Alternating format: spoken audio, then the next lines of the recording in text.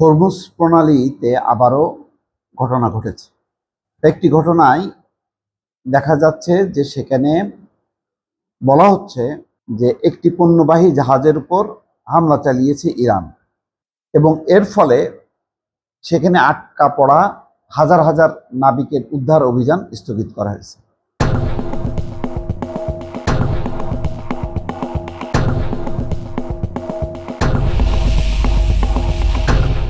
বিষয়টি কি সাজানো কিনা, ইরানের উপর একটা চাপ তৈরি করা, অথবা যেই আলোচনা চলছে জেনেভায় কারিগরি টিমের দুই দেশের, সেটি ভণ্ডুল করার উদ্দেশ্য কিনা পরিষ্কার না, কিন্তু লক্ষণটা উদ্বেগজনক।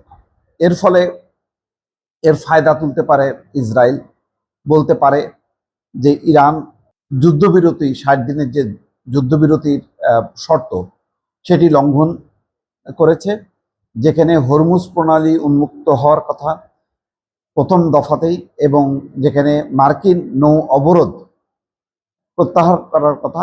আমেরিকা তার কথা রেখেছে, কিন্তু ইরান তার কথা রাখেনি। এখন এই যে হামলার ঘটনাটা, এখানে দেখা যাচ্ছে যে কেউ হতাহত হয়নি, কিন্তু একটি পণ্যবাহী জাহাজ, সম্ভবত সেটি যুক্তরাজ্যের, জাহাজের ডান দিকে একটি অজ্ঞাত ক্ষেপণাস্ত্র আঘাত হেনেছে। সেখানে জাহাজটির চালকের কক্ষ ক্ষতিগ্রস্ত হয়েছে, কেউ মারা যায়নি। কিন্তু মারা না গেলেও সাথে সাথে বলা হচ্ছে যে যারা পরিকল্পনা নিয়েছিল যে ইরান, যুক্তরাষ্ট্র এবং ইসরায়েলের যুদ্ধর পর হরমুজ প্রণালী যখন বন্ধ করে দেয় ইরান, তখন হাজার হাজার নাবিক আটকা পড়ে। সেই আটকা পড়া নাবিকদের উদ্ধার অভিযান শুরু হয়েছিল কেবল, কিন্তু এখনো কয়েক হাজার নাবিক আটকে পড়েছে, যাদেরকে এখনো উদ্ধার করা সম্ভব হয়নি। এখন তারা সিদ্ধান্ত নিয়েছে যে এই যে হামলা হলো, এর ফলে এই নাবিকদের উদ্ধার অভিযান এটা নিরাপত্তা নিশ্চিত না হওয়া পর্যন্ত স্থগিত থাকা হবে, স্থগিত রাখবে এই সংস্থা।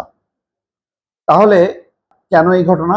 নোটিশ যেটা বলা হয়েছে যে জাহাজের ক্যাপ্টেন জানিয়েছে এই ঘটনায় কেউ হতাহত হননি এবং পরিবেশে কোনো ক্ষতি হয়নি। কর্তৃপক্ষ বিষয়টি তদন্ত করছে, পাশাপাশি ওই এলাকায় চলাচলকারী জাহাজগুলোকে সতর্কতার সঙ্গে চলাচল করতে এবং যে কোনো সন্দেহজনক তৎপরতা নজরে এলে তা জানাতে পরামর্শ দেওয়া হয়েছে। এ বিষয়ে মন্তব্যের জন্য CNN হোয়াইট হাউসের সঙ্গে যোগাযোগ করেছে।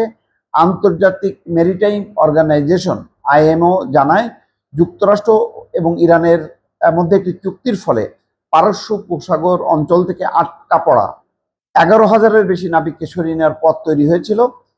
এর মাত্র কয়েকদিন পরে এই উদ্ধার অভিযান স্থগিতের সিদ্ধান্ত এলো। স্বাভাবিকভাবেই এই সিদ্ধান্তের ফলে যেটা হলো, ইরানের উপর চাপ বাড়লো। বলা হবে যে ইরান মানছে না। ইরান কিছু বলেনি এই হামলার ব্যাপারে, তাদের পক্ষ থেকে হামলা হয়েছে নাকি। তবে তারা একটা কথা বলেছে যে তাদের যে রুট, নির্ধারিত রুটের বাইরে যদি কোনো জাহাজ চলাচল করে এবং সেইগুলো যদি হামলার শিকার হয়, তার দায় ইরান নেবে না। তার মানে ইরান চায় যে তাদের যে নির্ধারিত রুট, সেই রুটের মধ্যে চলাচল করতে হবে। তার বাইরে যদি কোনো জাহাজ চলাচল করে, তাহলে সেই জাহাজকে তারা সন্দেহজনক হিসাবে চিহ্নিত করবে। তার মানে বোঝা যাচ্ছে যে জাহাজে হামলা হয়েছে, সেই জাহাজ ইরানের নির্ধারিত রুটের বাইরে গিয়েছিল। সেই কারণে হয়তো ইরান একটা এই হামলা করে একটা সিগন্যাল দিল যে তুমি যদি আমার কেউ উপেক্ষা করো, তাহলে এর পরিণতি হবে। এর ফলে আলোচনায় কোনো প্রভাব পড়বে কিনা, বা এর সুযোগ আমেরিকা বা ইসরায়েল বা অন্য কোনো পক্ষ নেবে কিনা, এখনো পরিষ্কার না। তবে এটা নিঃসন্দেহে এই ঘটনাটা একটা নতুন একটা সংকট তৈরি করলেও করতে পারে।